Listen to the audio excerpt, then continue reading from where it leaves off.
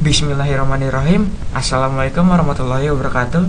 Halo semuanya, selamat datang di channel gua Fixploit 03.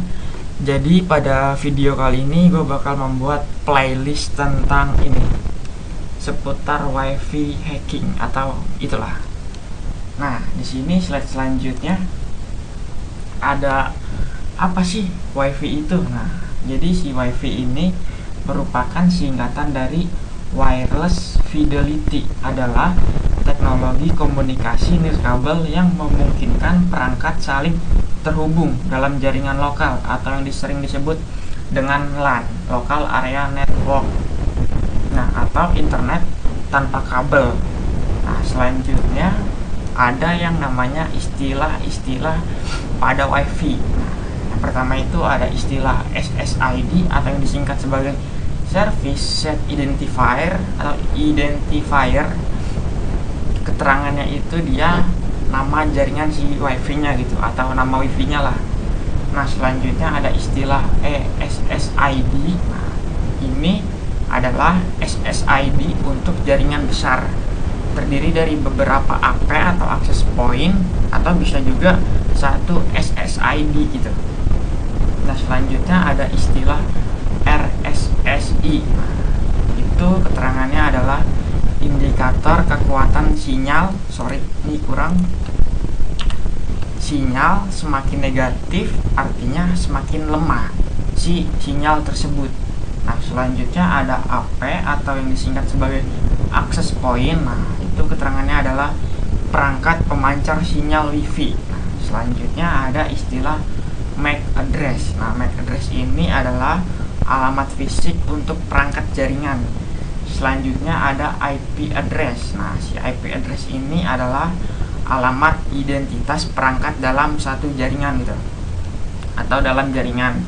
Selanjutnya ada frekuensi wifi. Nah, si wifi ini punya band atau frekuensi gitu, mulai dari yang 4G atau 24 GHz, jaraknya jauh, kecepatannya sedang, terus gangguannya sangat banyak untuk si 4G.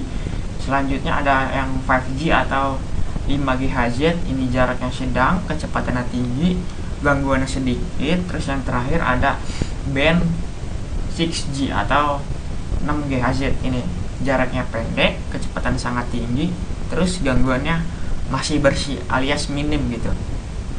Selanjutnya slide kelima ada channel wifi atau kanalnya gitu. Nah, di sini untuk si band 2.4 GHz ini atau yang 4G itu channelnya dari 1 sampai 14. Terus untuk 5G itu dia dari 36 ke 165. Terus yang 6G atau 6 GHz ini dia channelnya cukup luas, yaitu dari 1 sampai 233 gitu. Nah, slide selanjutnya ada cara kerja dari si wifi itu sendiri. Yang pertama itu perangkat mencari SSID, yang kedua melakukan handshake atau autentikasi dan asosiasi dengan si access point. Yang ketiga mendapatkan IP address dari DHCP. Nah, yang keempat mulai koneksi TCP atau IP. Nah, yang kelima transfer data dalam bentuk frame wifi 802.11 atau 802.11 frame gitu. Nah, selanjutnya ada keamanan si wifi. Nah, ada jenis yang namanya enkripsi WEP. Nah, statusnya itu dia tidak aman, keterangannya mudah diretas dengan tools aircrack. Selanjutnya ada jenis enkripsi WPA, statusnya rentan, keterangannya peningkatan dari si WEP. Terus selanjutnya ada jenis enkripsi WPA2 PSK, statusnya standar.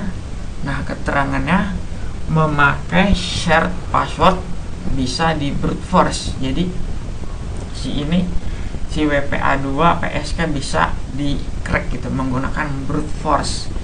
Nah, yang paling baru itu dia ada yang jenis enkripsi WPA3 SAE. Nah, statusnya terbaru, keterangannya adalah autentikasi lebih aman, ada proteksi brute force-nya gitu.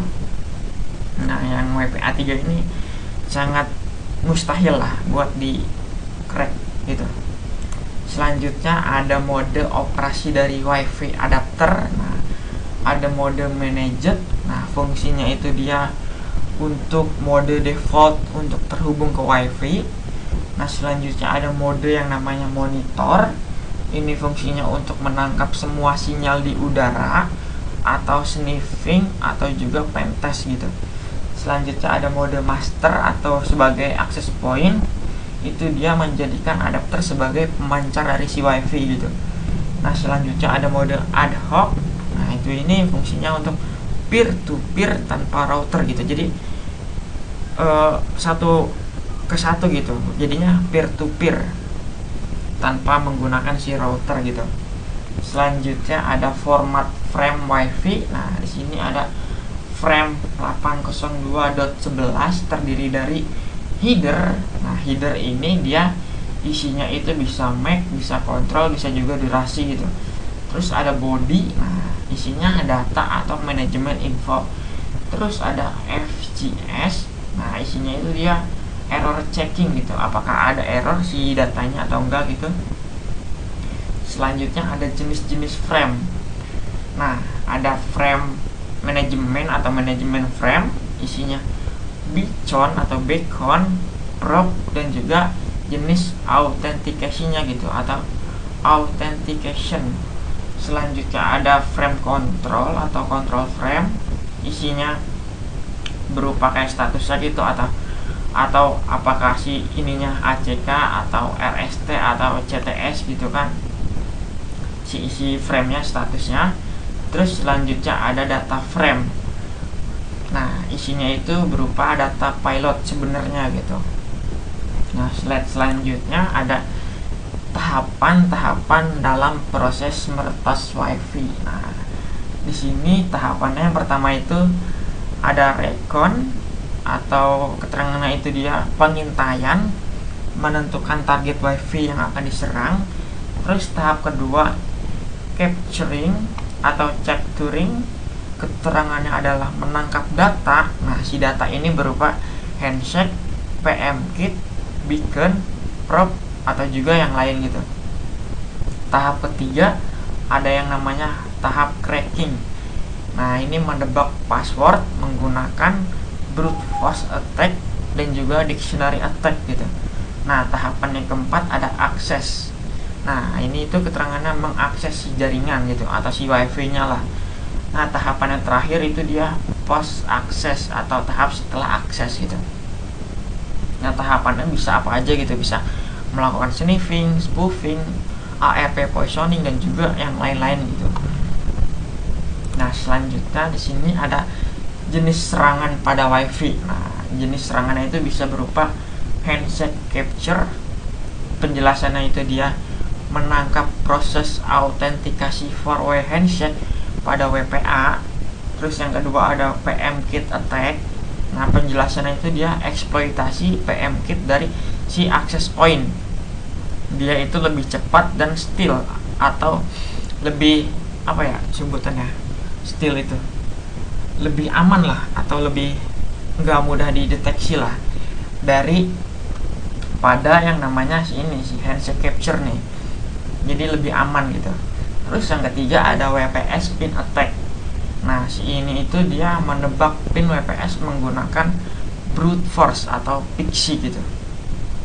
Nah, selanjutnya ada yang namanya evil twin atau rogue AP. Penjelasannya itu dia memalsukan ini kelebihan S-nya SSID untuk menebak korban gitu atau menjebak korban. Jadi si korban ini bisa kita jebak dengan cara memalsukan si WiFi-nya gitu. Nah, terus selanjutnya ada yang namanya deauthentication attack atau deaut. Nah, itu penjelasannya adalah memutuskan klien dari jaringan untuk memancing koneksi ulang gitu. Nah, selanjutnya yang terakhir ada karma attack atau karma attack. Nah, itu dia menipu si klien agar tersambung ke SSID palsu gitu. Terus slide selanjutnya yang ke-12 ada tools. tools yang populer untuk melakukan peretasan pada WiFi atau WiFi hacking gitu. Yang pertama itu dia ada namanya Airmon NG, fungsinya untuk mengaktifkan dan menonaktifkan mode monitor pada adapter WiFi gitu. Jadi fungsinya untuk meng-setup lah si adapternya, si Airmon NG ini. Terus selanjutnya ada yang namanya Aerodam NG. Nah, untuk melakukan scanning terhadap WiFi dan mengcapture 4-way handshake-nya gitu. Jadi untuk mencari targetnya kita menggunakan tools yang namanya Aerodam. Selanjutnya ada tools iReply NG. Fungsinya untuk melakukan deauthentication atau deaut. Nah, si deaut ini fungsinya untuk memutuskan koneksi klien dan agar si klien itu reconnect gitu atau connect ulang ke si WiFi-nya. Nah, setelah connect ulang itu dia bisa mendapatkan yang namanya ini 4-way handshake ini gitu. Selanjutnya ada Aircrack NG. Nah, dia itu merupakan alat utama gitu atau suite utama untuk mengcrack si passwordnya gitu. Nah, si password itu belum kelihatan secara plain text. Dia adanya di 4-way handshake ini, adanya di file capture. Nah, untuk mengcracknya dia menggunakan tools Aircrack ini gitu. Jadi si password WiFi-nya ntar bakal kelihatan secara jelas gitu. Nah, selanjutnya ada tools WiFi-T atau WiFi-T2. Nah, fungsinya ini untuk mengcrack WPA atau WPS secara otomatis gitu. Nah, kalau secara manual itu dia menggunakan keempat tools ini. Kalau mau otomatis kita menggunakan WiFi-T atau WiFi-T2 ini. Gitu, dia ntar proses cracknya bakal otomatis gitu. Selanjutnya ada Airgedon. Nah, fungsinya sama seperti tools WiFi-T, yaitu untuk otomatisasi gitu. Tapi fiturnya lebih lengkap, dimana ada fitur buat Evil Twin atau Rogue AP gitu. Selanjutnya ada tool HCX Dump Tool, fungsinya untuk mengcapture PMKit. Terus ada Hashcat untuk mengcrack PMKit atau handshake dengan menggunakan GPU. Nah, prosesnya bisa lebih cepat dibandingkan menggunakan CPU gitu. Selanjutnya ada Fluxion, gunanya untuk membuat fake login page untuk phishing password WiFi. Fungsinya sama kayak si Evil Twin ini. Terus yang terakhir ada Wireshark, fungsinya untuk analisis paket dan sniffing. Nah, selanjutnya ada metode serangan populer pada si WiFi. Nah, selanjutnya yang pertama itu ada si metodenya 4-way handshake attack, WPA atau WPA2. Nah, step-stepnya atau langkah-langkahnya itu ada ini. Pertama itu aktifkan ke mode monitor si WiFi adapter gitu menggunakan Airmon NG. Selanjutnya mencari target yang bakal diserang dan mengcapture handshake-nya gitu menggunakan Aerodam. Terus yang ketiga memutuskan koneksi klien atau mendeaut menggunakan iReply agar si klien itu reconnect gitu atau connect ulang ke si WiFi-nya. Selanjutnya tahap terakhir yang keempat itu crack handshake-nya menggunakan tools Aircrack NG. Nah, selanjutnya ada metode yang kedua PMKit attack. Nah, jadi step awalnya itu mengcapture si PMKit-nya menggunakan tools HCX Dump Tool. Terus tahap keduanya extract hash pcap-nya atau file pcap-nya ke format ICCAPX dengan menggunakan tools HCX Pecap NG Tool.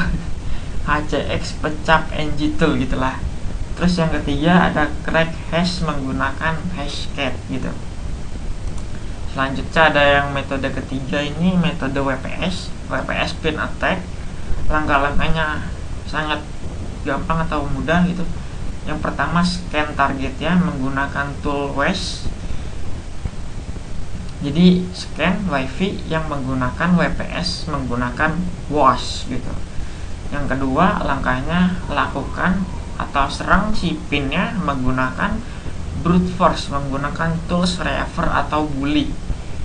selanjutnya ada metode Evil Twin atau plus captive portal. Langkah-langkahnya monitor dan identifikasi target SSID menggunakan aerodam. Selanjutnya ada jalankan access point palsu dengan SSID yang sama agar mengira si SSID palsu ini merupakan WiFi korban gitu yang aslinya menggunakan host APD dan juga Airbase NG. Yang ketiga ada putuskan koneksi klien dari access point asli menggunakan ini apa sih iReply agar mereka otomatis tersambung ke AP palsu gitu. Nah, tangkap kredensial melalui halaman palsu atau yang disebut captive portal phishing atau sniffing traffic gitu. Jadi ditangkap gitu sih kredensial atau si passwordnya. Yang kelima ada analisis data yang ditangkap, misalnya form login, cookies atau hash WPA-nya gitu. Nah, selanjutnya ada hardware pendukung. Jadi atau alat-alat gitu. Yang pertama ini ada WiFi adapter nih, TP-Link TLWN722N versi yang 1 gitu atau V1. Keterangannya itu dia menggunakan chipset Atheros, di mana chipset ini dia support yang namanya mode monitor plus juga paket injection gitu. Selanjutnya ada WiFi adapter juga ini Alpha AUX 036NHA. Keterangannya itu dia sangat rekomendasi karena chipsetnya juga sama gitu, Atheros.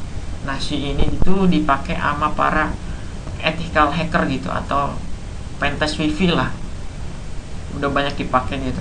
Selanjutnya ada Alpha AUX 036ACH. Nah, keterangannya itu dia menggunakan USB 3.0 atau 3.0, terus high power atau sangat powerful gitu, cocok untuk cracking ini 5G atau 5GHz. Jadi support gitu, enggak cuma 4G. Selanjutnya ada hardware namanya itu ESP8266 atau ESP32. Fungsinya untuk deouter DIY. Jadi bisa untuk membuat alatan gitu atau ya alat kecil-kecilan gitu untuk melakukan yang namanya deauthentication lah. Selanjutnya ada legalitas atau resiko ketika kita melakukan yang namanya peretasan WiFi gitu.